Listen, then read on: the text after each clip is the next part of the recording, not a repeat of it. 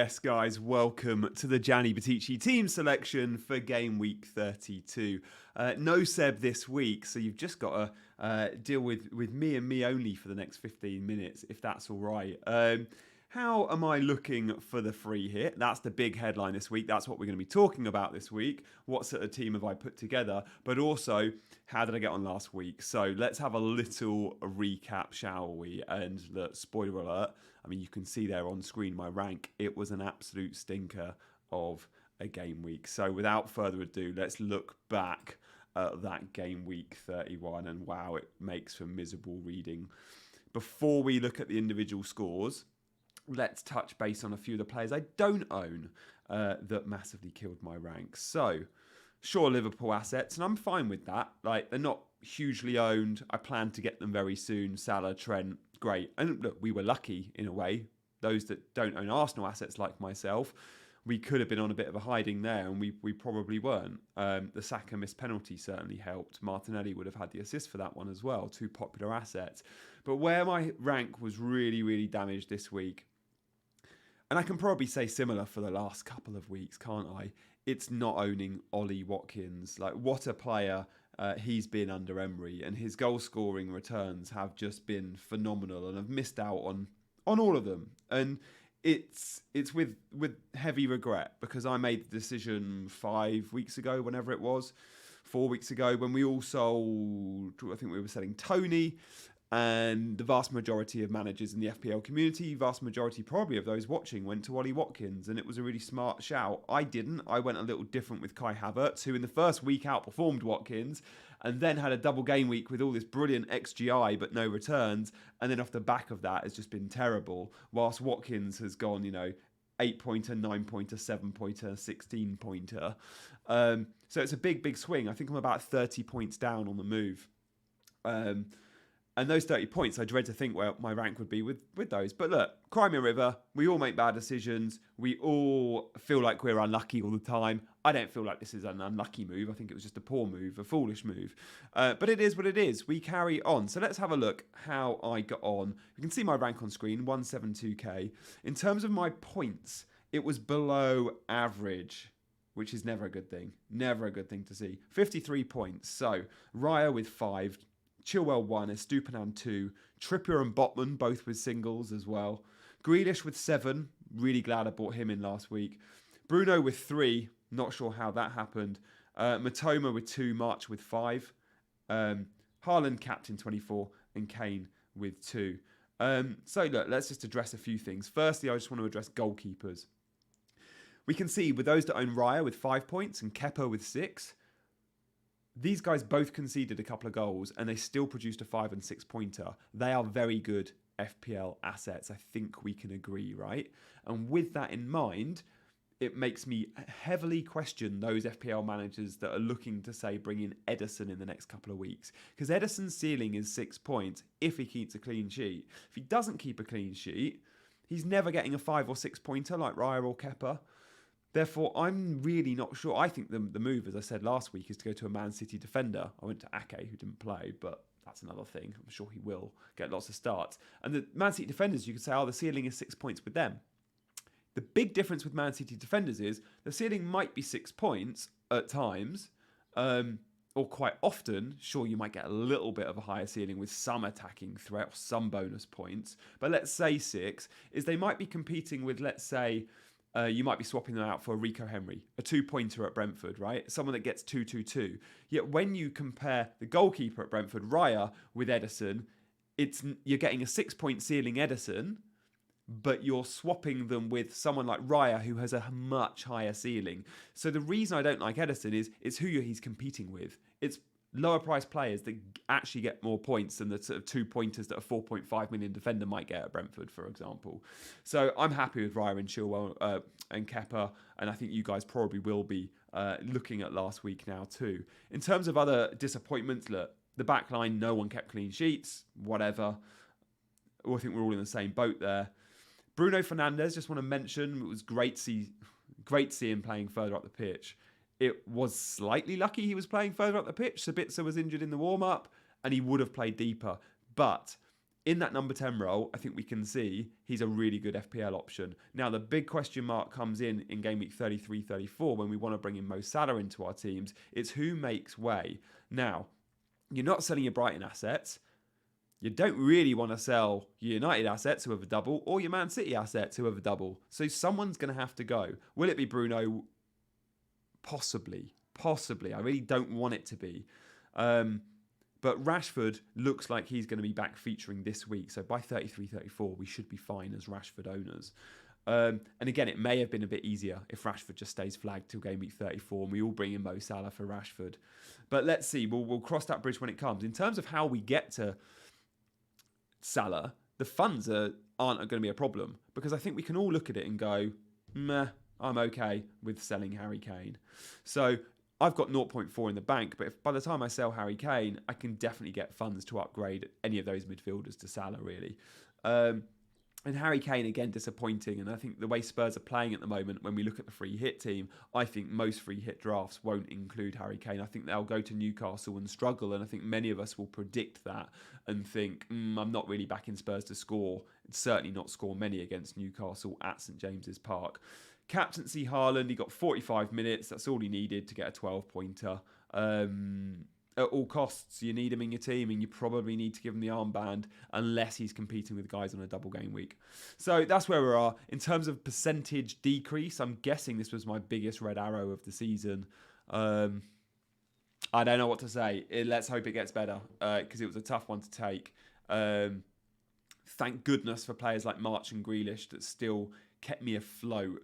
Because I've seen a lot of teams out there with far worse scores than mine if they didn't have Watkins. So, for example, what I'm saying is put Watkins in this team and it's a really good week because it was a very low-scoring week outside of Haaland and Watkins, it felt like. And obviously those that had Salah and Trent, well done, really well done for getting on these guys early. So let's have a look at what I'm planning to do for game week 32 in terms of my free hit draft. Here we have it in front of me. And before I run through it, I just want to caveat this free hit with, if you don't need to use the free hit because you can field 9 players or 10 players, maybe with a hit, but a hit for players that are also doubling in 34, like Liverpool players, then I genuinely don't think you need to use a free hit this week. Why? Well, slim pickings in terms of fixtures we can really, really have fun with. I think we look at the Liverpool and Arsenal fixtures and go, yeah, that's 6 of our 11-man team, 6 of our 15-man squad. But outside of that, doesn't feel like there's very many gimmies out there. So, I don't know, you might want to target the Aston Villa-Brentford fixture, of which I think I've got 2 of my 11 are Aston Villa players. But again, that's not a gimme. So, it does feel like one of those weeks where it's not going to be the highest scoring, or it's certainly not the highest, it's not the easiest to predict in terms of fixtures. There's 16 teams playing. I think all of my players play for like 6, maybe 7 teams. I think 6. So yeah, let's have a look. So we've got Arsenal, Liverpool featuring, Newcastle, Aston Villa, Leicester, Palace, and okay, I've got Bournemouth player on my bench. So it's 7 teams feature in my free hit draft. And actually those teams I've just mentioned, I think we might see couple with, say, Fulham players, but outside of that, I think we'll see very few from those other teams that feature. So let's have a look. Who have I gone for? And look, this might change. It almost certainly will change, right? And I'll tell you the big question marks I've got. So I've got double Palace goalkeepers. Gaita might actually go to the kid on the bench if he's completely red flagged. I've gone Trent, Trippier, and Alex Moreno to start. So my back 3. My bench is Mings and Gay. My midfield 4 to start at the moment are Martinelli, Saka, Salah and Maddison. And then I've got Jesus, Jota, Watkins up front. Now, Jota was originally Darwin. And then I saw Jota start on Monday night and score a brace. But I'm still a little bit worried there. I'm still a little bit worried if Jota does start. And Hakpo's also an option. So the big question marks on the team I've just mentioned are really, there's 3 key... There's 3 players I could swap out one of their teammates for. So I'll be staying within the team. So move number 1. Is it Jesus or Odegaard? Is a question. I think I'm likely to stay on Jesus. Question number 2. Is it Diogo Jota or is it Hakpo? It's not going to be Darwin. But is it Jota or Hakpo? Hakpo's listed as a midfielder, Jota a forward. I could make that move and play a midfield 5 and then put Solanke in instead of Tavernier. So that's an option. At the moment, I'm still leaning towards Jota because I just think he's more explosive. I think he might come off earlier than Hakpo. I think we could see 60 minutes for Jota. Certainly if he's not playing well. Like Darwin's first sub, if we think he's first sub. I'm a little bit worried about Jota not starting, and I think Hakpo's more assured of a start.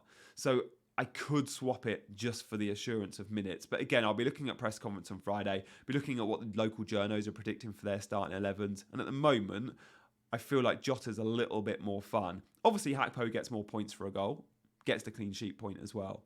But I think Jota's a little bit more explosive, especially off the back of that brace. I just like that momentum swing.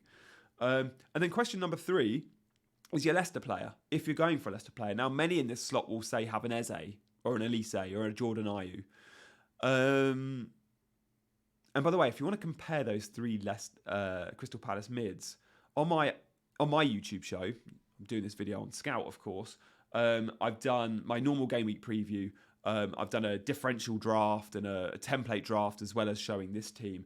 But I've also had a little deep dive in terms of stats I've got from Scout using the numbers across Ayew, Elise and Eze. And actually, I think Jordan Ayew is being massively overlooked and the numbers will show that. So if you want to check that video out after this one, just search Gianni Batici on YouTube. It's my own YouTube channel. Please do subscribe, but also make sure you're liking this video as well. And of course, you're probably subscribing to Scout.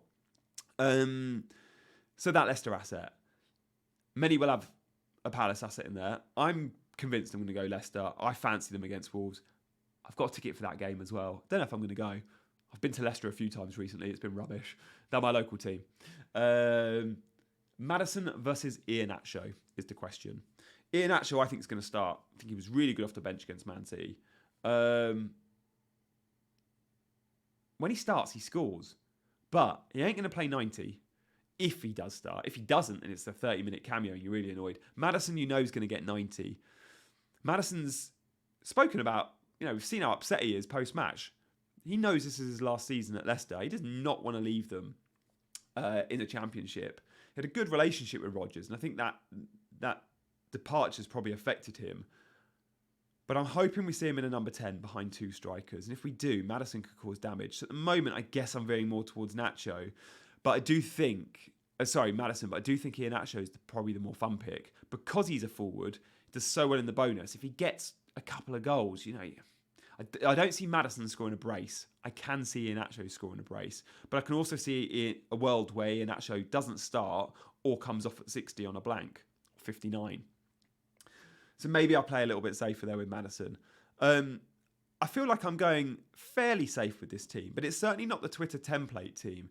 If we go off the template, I think we will probably see a double Liverpool defence of Robertson and Trent.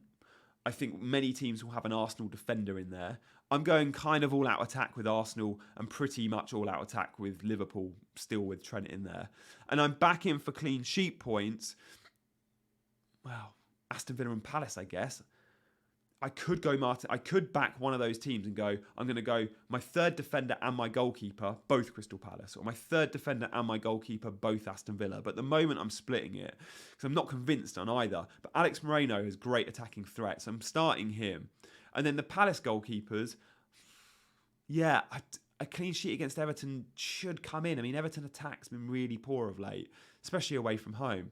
So I think that's where I'm at. I think it's different enough. I think the fact that I'm free hitting in itself is going to be, the masses are going to free hit. But in terms of the wider community that don't absorb YouTube content or listen to podcasts, they're not on free hit. So it should be a green arrow. It should be a good scoring week. In terms of captaincy, it's fairly easy this week, right? I think most of us are going to go Mo Salah. If you don't go Mo Salah, I wonder if you're looking at that Liverpool fixture or the Arsenal fixture, because I think most that don't go Mo Salah will go to an Arsenal player, and Martinelli, a Jesus or a Saka. Personally, if I wasn't going Mo Salah, I'd stick within the Liverpool fixture. The higher ceiling, the fixture I see with the most goals is Liverpool. I would go Trent or Jota, Hakpo. I'd have fun with another Liverpool asset. Forest's away form's the worst in the Football League. Liverpool at home, They've just gone and scored. Was it six against Leeds on Monday night? I think it was 6, not 5. They're flying. And Arsenal, the ceiling's high against Southampton, but I don't know if it's quite as high as Liverpool's. So Liverpool for captaincy for sure. I'm going Salah. I'm hoping for a green arrow. I'm confident of a green arrow. I'm not confident that this team outperforms kind of, I guess, that template team, which, as I mentioned, I have shown on my YouTube channel with a sort of 15-minute video. I've also put together a differential team, and players like Alex Moreno are in there, and I do think he could be loads of fun. I think Maddison's still a bit of a differential. I think Diogo Jota will be a differential. The Newcastle Spurs game is just my last feature that I want to mention. I'll see loads of drafts with Harry Kane in, I guess, because he's expensive and a premium. And he's ticked along nicely. The way Spurs are playing at the moment, I'm not really interested. So with that fixture, I think you probably are trying to predict what you think happens in that fixture. And if you're backing Spurs, you don't pick Trippier. And if you're backing Newcastle, you don't pick Kane. And I guess I'm hoping and backing Newcastle to win. And hopefully it's to 0. And if it's to 0, Trippier will get bonus points. We just know that. The other player that I've not got in my team, and I'm not even close to, that I'll see in a lot of drafts, is Ivan Toney. And again, that's fair enough. Penalty appeal we like with Toney, despite missing the last one. This is his first miss at Brentford. Not for me this week. Not for me. I really like Aston Villa. And they've kept a ton of clean sheets of late. And yes, Toney plays in a team that create big chances for him. Few big chances, but always big chances. It's the way Brentford play. And I noticed on Burning Questions, I think Praz was speaking about that. Like, they're a team that will... They don't produce a ton of chances, but the chances they do produce, often each game, there's a couple of big ones in there. And Toney benefits from that big chance creation. But I think Villa will stop them, and I think Villa are looking at it going, we're in 6th place. We're getting European football next season. So much to play for. The momentum. I've not seen a team play against Newcastle like that all season. They dismantled Newcastle. So I'm hoping that continues. And I'm backing an Aston Villa win here with double Villa in my team. So when I look at my 11, and the bench doesn't really matter this week, because we expect our 11 to play, right? You've got to have 6 players from Arsenal and Liverpool. I've gone with 2 from Aston Villa. Straight away, that's 8 players just from those 3 clubs. And then, I've got a Palace player, got a Leicester player, and I've got a Newcastle player. I think that's me. As I mentioned, those 3 big questions could swap. It could be Odegaard, it could be Jesus, it could be Jota, it could be Hakpo, it could be Iheanacho, it could be Maddison. So go well, guys. Green arrows this week for all on a free hit. If you're not on a free hit, don't worry too much. Hits this week are okay, especially if that guy you're bringing in on a hit doubles in 34. Spread that hit across those appearance points for those 2 game weeks, and you're equal already. You're broken even. I'll be back next week with Seb, which I look very much forward to, because I do miss him doing these streams alone. Before you leave, if you like and subscribe to the channel, that'd be amazing. But I'll see you next time. Fingers crossed for a better game week than last, because that wasn't fun. See you later, guys.